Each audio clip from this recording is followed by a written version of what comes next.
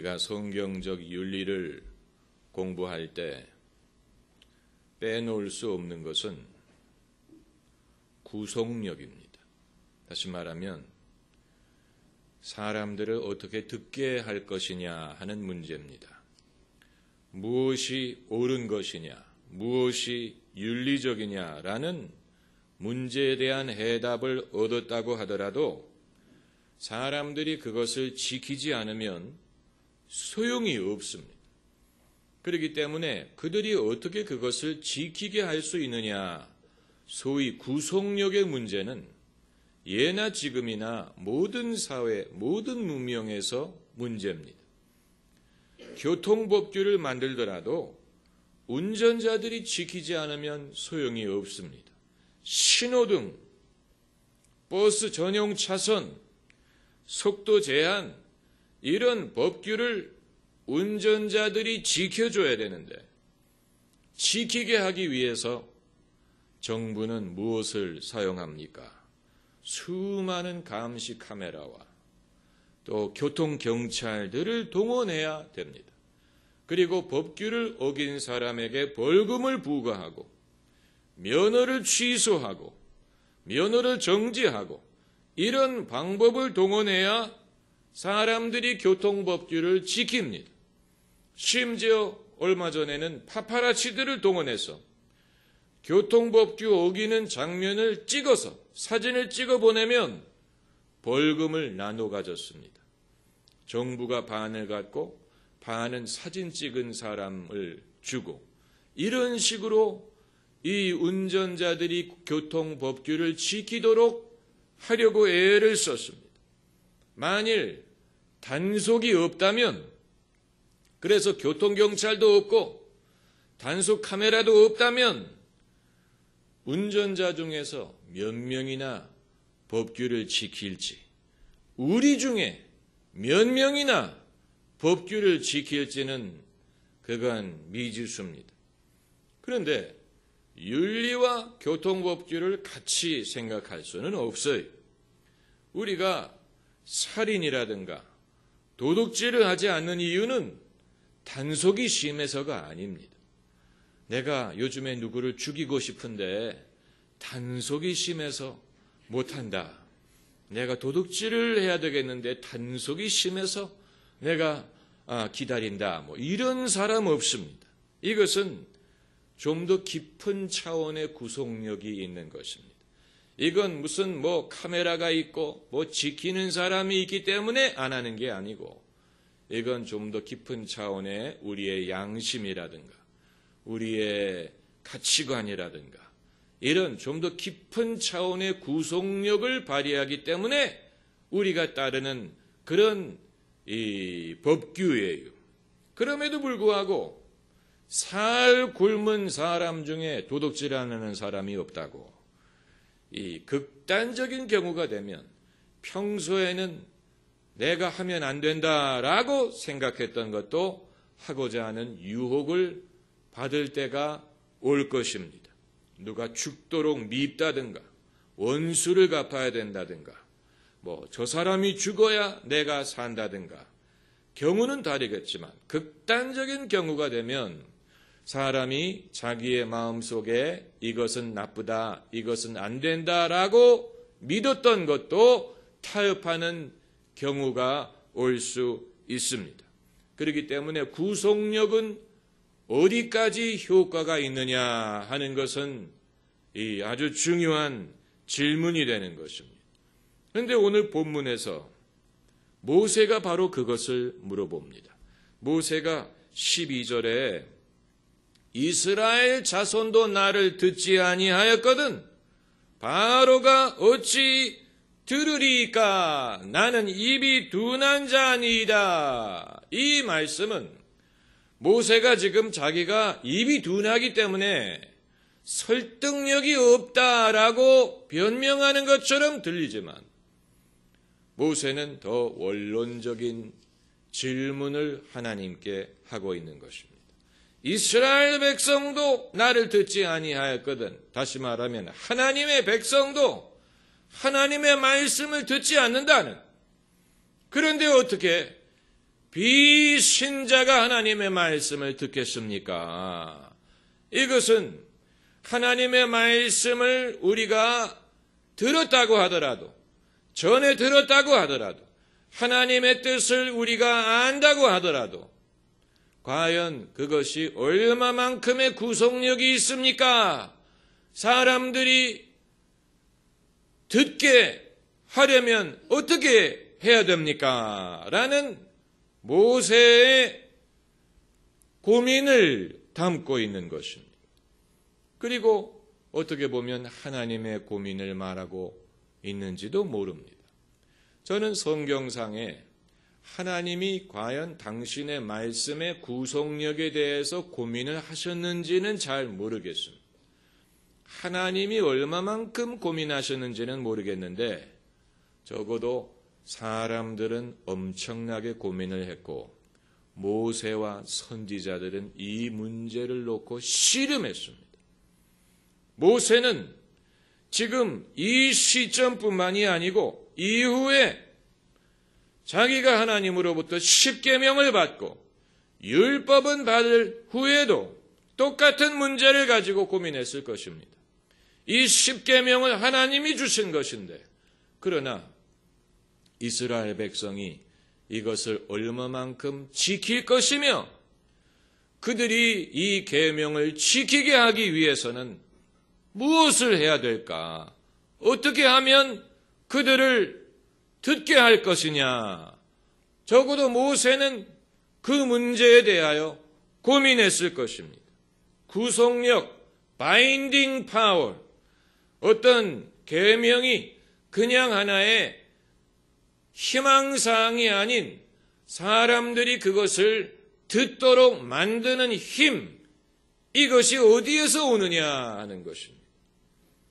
부모가 자식을 키울 때 자식이 부모의 말을 듣게 하는 방법이 무엇입니까?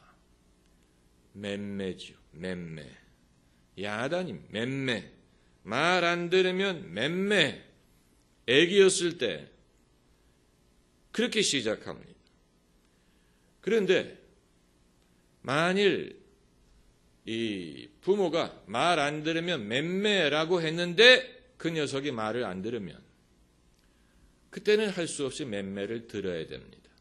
왜냐하면 맴매라고 말했는데 안 지켰는데도 불구하고 안 맴매하면 그 다음부터는 안 듣습니다. 엄마 아빠가 또 거짓말한다. 그렇게 생각할 것이기 때문에 부득이 매를 들어야 됩니다. 왜냐하면 부모가 위협을 했기 때문에 맴매된다고 말을 했기 때문에 말을 안 들었을 경우에는 부득이 때려야 됩니다. 그러나 자식을 때리는 것을 좋아하는 부모는 이 세상에 아무도 없습니다. 그렇기 때문에 부득이 매를 들어야 되는데 만일 매를 들었는데도 안 듣는다면 그때는 어떻게 됩니까? 그때는 강도를 높여야 됩니다. 내쫓는다. 집에서 내쫓는다. 그런데 사실 자식을 내쫓고 싶은 부모는 아무도 없습니다. 그렇기 때문에 그 말에는 어느 정도의 엄포가 들어 있습니다. 그래서 부모도 계산을 하는 거예요. 강도를 높이면 듣겠지.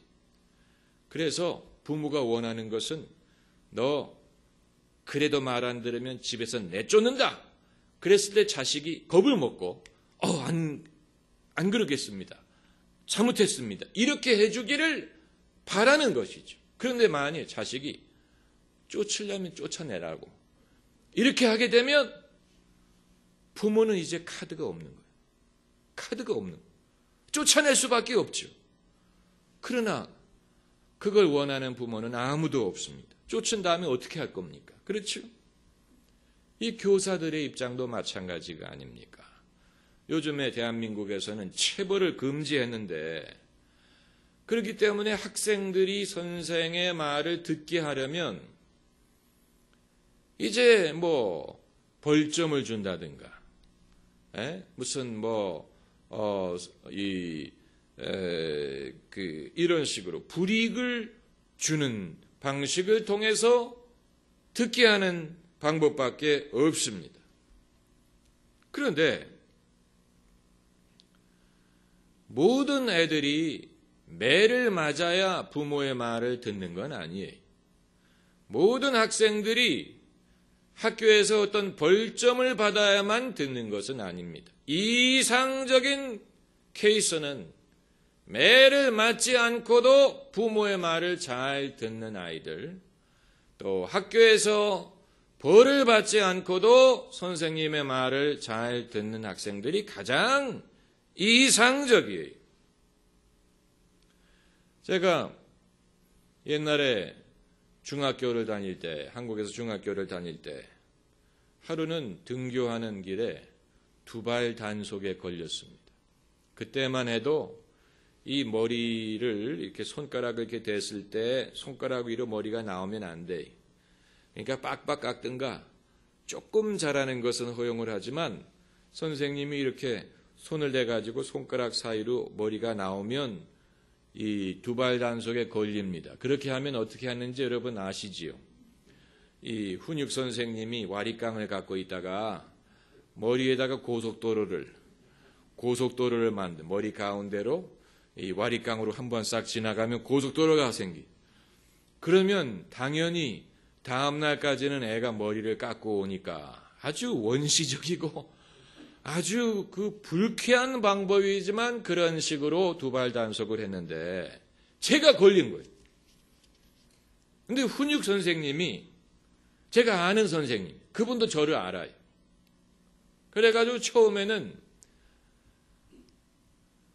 이제 그 선생님도 제 머리에다가 고속도로를 만들고 싶지는 않지만 그럼에도 학생들이 등교하는 길에 걸렸기 때문에 이제 이 선생님도 할 수밖에 없는 그런 상황인데 제가 한사코 거부했습니다.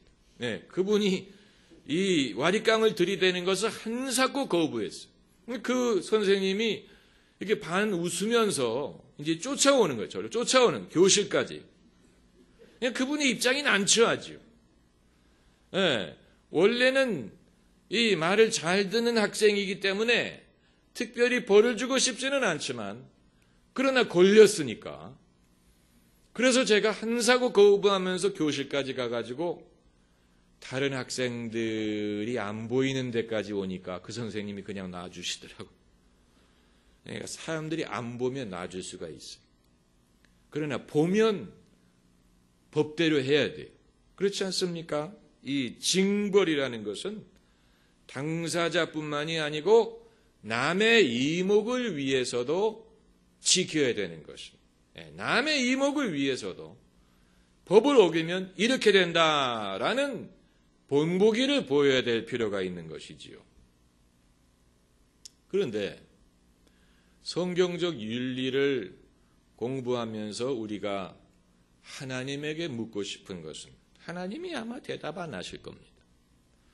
그러나 우리가 하나님에게 묻고 싶은 것은 성경에 기록된 이 많은 하나님의 계명과 또 형벌에 대한 경고가 하나님의 말씀이 구속력을 갖게 하기 위하여 추가하신 것인가? 그게 없이는 사람들이 안 들을 것이기 때문에 듣게 하기 위하여 부득이 하나님이 추가하신 것인가? 만일 그렇다면 이 장치들은 상징적인 것인가? 실제적인 것인가? 엄포인가? 사실인가? 여부입니다. 그건 하나님도 대답을 하시지 않을 겁니다. 그러나 우리는 그런 질문을 할 수가 있는 거예요.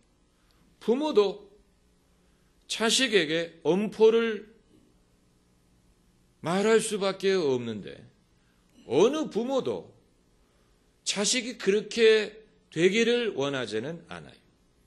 그래서 부모가 경고한 이 시점에 오기 전에 듣게 되기를 간절히 바라고 있죠. 부모도 마음속에서 아마 빌 겁니다. 제발 제발 좀 들어라. 예. 하나님은 어떠하실까? 그래서 그것을 알아보는 길은 진짜 지옥이 있는가 가보는 길밖에는 없습니다. 리스크가 크지요. 리스크가 굉장히 큽니다. 나는 정말 하나님의 말씀, 하나님의 경고가 진짜인지는 한번 보겠다. 이렇게 생각하는 사람은 리스크가 너무 큽니다. 만에 하나 하나님의 경고가 진짜라면 어떻게 할 것이냐. 여러분은 다 착하시기 때문에 거기까지 생각하신 것 같지는 않습니다.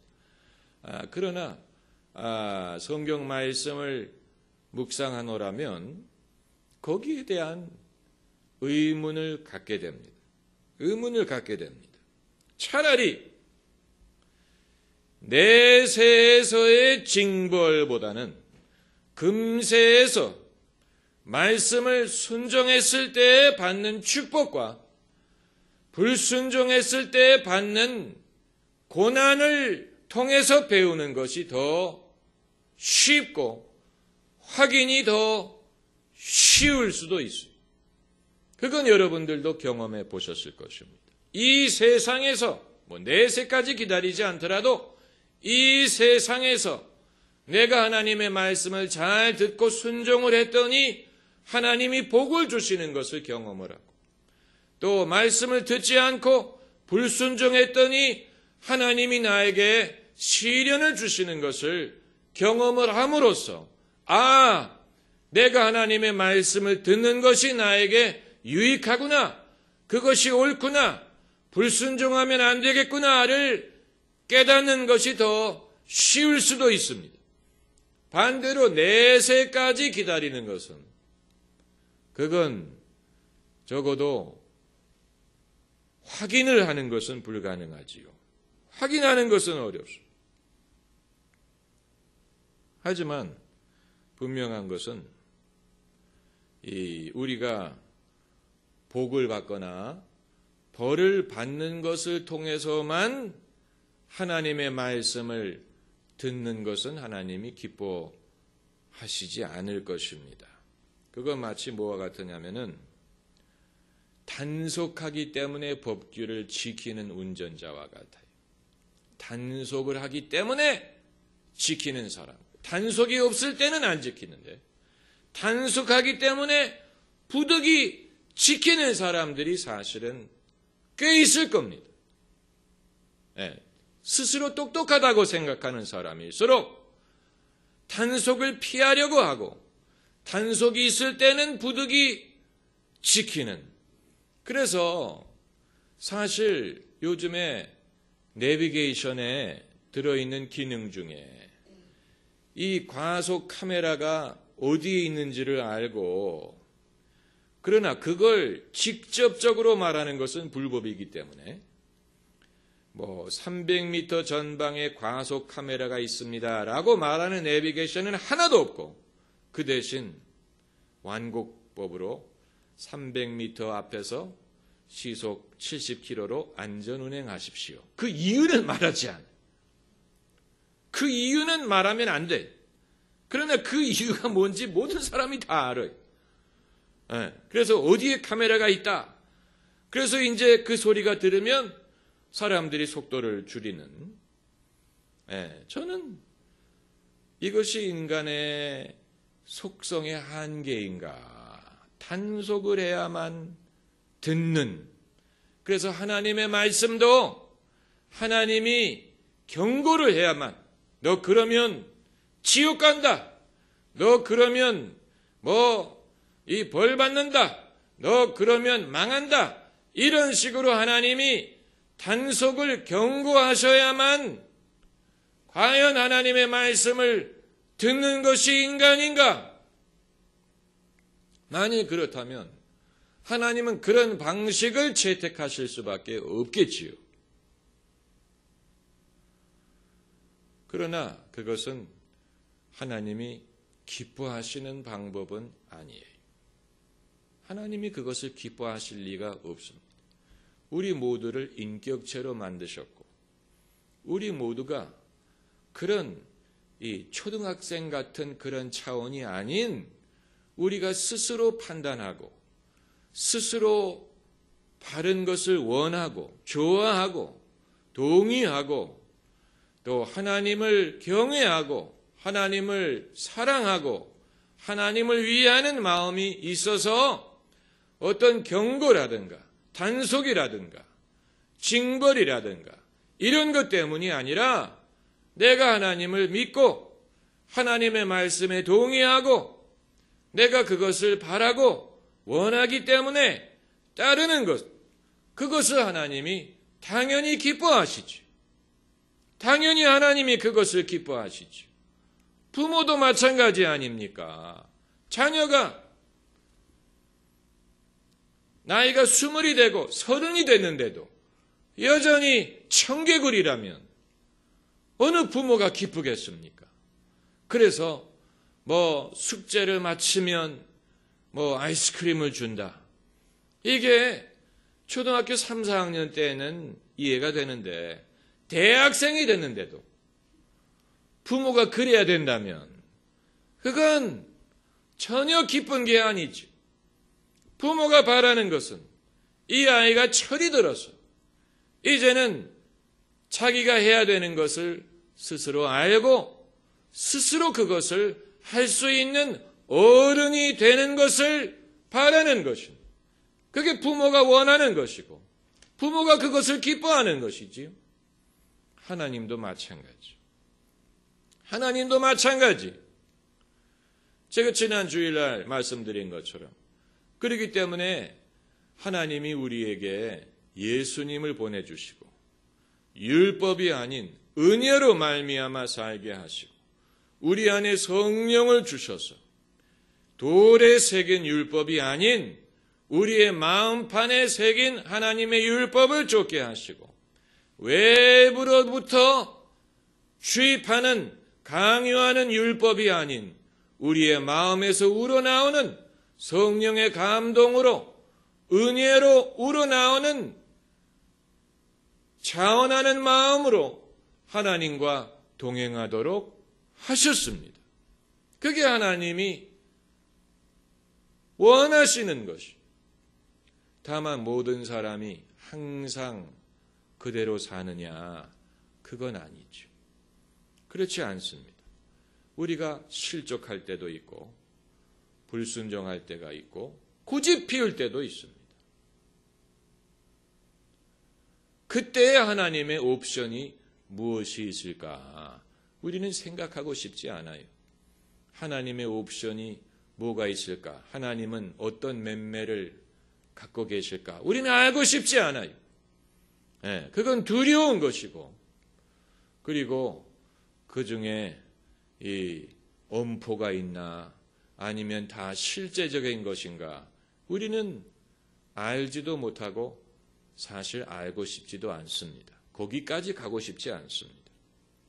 하나님과의 관계가 괴로운 관계가 되는 것을 우리는 원치 않습니다.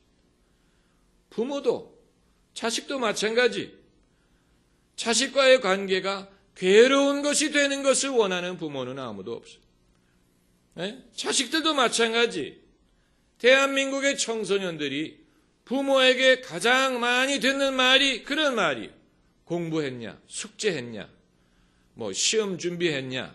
성적 뭐 나왔냐? 이 부모가 만나기만 하면 그런 엄마는 만나기만 하면 공부 얘기하고 숙제 얘기하고 아주 지겨운 것이죠. 자녀들의 입장에서도 부모와의 관계가 괴로운 것이죠. 그건 둘 다 괴로운. 그런데 하나님과 우리와의 관계도 그렇다면 얼마나 괴롭습니까? 하나님도 괴롭고 사람도 괴롭고 사랑한다고 하는데 하나님이 나를 사랑한다고 하시는데 실제로 괴로운 관계를 보면 사랑은 저기 가고 이 괴로운 그런 이 죄책감이든 정죄감이든 이런 부딪히고 충돌하고 이런 것만 있다면 하나님도 괴롭고 우리도 괴롭죠. 신앙생활이 즐겁지가 않을 것입니다. 그렇기 때문에 이제 우리가 다시 이 관점에서 신앙의 원칙을 보게 되면 왜 하나님께서 너는 마음을 다하고 힘을 다하여 주 너의 하나님을 사랑하라 이렇게 말씀하셨는지 이해를 할 수가 있는 거죠. 그게 하나님이 제일 기뻐하시는 것입니다. 할렐루야. 이 모든 세상의 모든 데는 뭐 국가별이나 뭐 기업의 신용 등급이 있지 않습니까? 그래서 최고의 신용 등급은 트리플 A, A가 3개 있는 것. 그 다음이 이제 뭐 AA 마이너스, 뭐 AA, 그리고 A, 뭐 이런 식으로 신용 등급이 있는 것처럼 하나님이 우리에게 향하신 당신의 뜻에도 최선의 방법이 있고 차선이 있고 차차선이 있고 이런 등급이 있습니다. 하나님이 제일 기뻐하시는 최선의 방법은 단속이 아닌 어떤 벌이라든가 이런 위협에 의한 것이 아닌 우리의 마음에서 자원하는 마음으로, 자원하는 마음이 어디에서 옵니까? 자원하는 마음이 두려움에서 옵니까? 자원하는 마음은 사랑에서 옵니다. 두려움에서 온다면 그건 자원하는 마음이 아니. 교통경찰이 두렵기 때문에 질서를 지키는 사람은 그 교통경찰을 사랑하는 게 아니에요. 두려워하는 것이지요. 두려워하는 마음에서는 자원하는 마음이 나오지 않습니다. 마지못한 마음에서도 자원하는 마음이 나오지 않습니다. 의무감에서도 자원하는 마음이 나오지 않습니다. 율법에서 자원하는 마음이 나오지 않습니다. 자원하는 마음은 오로지 사랑에서 나옵니다. 사랑에서 나옵니다. 아기를 낳은 엄마가 밤중에 아기가 울 때 그 아기에게 젖을 먹이는, 이 졸려 죽겠는데 일어나서 아기에게 젖을 먹일 때, 아이 미운 놈, 나쁜 놈, 이렇게 하는 엄마 한 명도 없습니다. 졸리지만 그럼에도 즐거운 마음으로 아기를 먹입니다. 그 이유는 사랑하기 때문에 그래요. 사랑하기 때문에 그런. 사랑 이외에 누가 밤에 자다 말고 일어나서 아기를 먹이겠습니까? 안 그렇습니까? 하나님과의 관계도 마찬가지죠. 그래서 이제 그것이 하나님이 제일 원하시는 최선의 방법인데, 그렇다면 이제 제가 처음에 제기했던 질문이 그 이후의 장치는 엄포냐 진짜냐 하는 문제가 있기는 있습니다. 여기에 대해서는 아마 하나님이 대답하지 않으실 것입니다. 그 이후의 장치는 엄포냐 진짜냐, 그건 우리도 몰라요. 진짜라고 보는 게 안전해요. 그러나 적어도 하나님의 마음을 우리가 생각을 해봤을 때, 인간관계의 그 역학을 비춰봤을 때 하나님도 부득이 그렇게 하실 수밖에 없었던 게 아닐까라고 충분히 생각은 할 수 있습니다. 그러니까 오늘 아침인가 조간신문을 봤더니 이 세종대왕이 지옥을 갔을까 뭐 이런 제목의 책을 쓴 사람이 있던데, 그건 질문 자체를 잘못하는 것입니다. 그런 식으로 접근하면 해답을 얻을 수 없습니다. 세종대왕이 예수님을 안 믿었다 뿐이지 참 훌륭한 임금이었는데 세종대왕 같은 사람도 예수님을 안 믿었기 때문에 지옥을 갔을까? 그런 식으로 지옥 가는 관점에서 질문을 하기 시작하면 그건 핵심을 비껴가는 것입니다. 그런 식으로 질문하면 해답을 찾을 수가 없습니다. 예스라고 말해도 나쁜 놈이고 노라고 말해도 나쁜 놈이 되버려요. 세종대왕이 지옥 갔다라고 말하면 예수 믿는 사람들 배타적이고 예수만 믿어야 된다 그러고 뭐 나쁘다 이런 식으로 나올 거고, 아니다라고 말하면 이단이 되는 거예요. 이렇게 말해도 안 되고 저렇게 말해도 안 돼. 해답이 없는 질문이. 그런 질문을 하면 안 돼. 만약에 누가 여러분에게 그런 질문을 한다면 대화의 주제를 바꾸세요. 그런 식으로 접근하지 말고 지옥부터 말하면서 생각하면 아무런 해답을 얻을 수가 없습니다. 그렇게 생각하지 말고 왜 지옥에 대한 담론이 필요할 수밖에 없었는지부터 생각을 해봅시다. 이런 식으로 대화의 방향을 바꿔야 사람들이 납득을 하는 거죠. 제가 말씀드린 것처럼 단속하지 않을 때 법규를 지킬 사람이 몇 명이나 있을 것 같습니까? 이런 식으로 인간의 본성과 죄의 유혹에 대해서 생각을 해보면 왜 지옥이라는 것이 인간에게 필요한 어떤 그런 상징적인 인간의 행위의 결과가 될 수밖에 없었는지를 이해할 수가 있는 것이죠. 무슨 말인지 아시겠어요? 저를 보시기 바랍니다. 아주 중요한 문제입니다. 다만 우리가 분명히 알 수 있는 것은 그게 하나님의 최선의 방법이 아니다라는 사실. 하나님이 원래부터 그런 길로 가려고 한 것이 아니고 하나님이 원래 모든 사람에게 원하셨던 것은 하나님과 인격적인 관계를 가지고 하나님을 신뢰하고 사랑하고 하나님의 사랑을 믿고 그래서 하나님과 동행하는 것을 억지로 부득이 두려움 때문에 벌을 받을까 봐 하는 것이 아니고 내가 하나님을 신뢰하고 사랑하고 그것을 원하기 때문에 하는 것.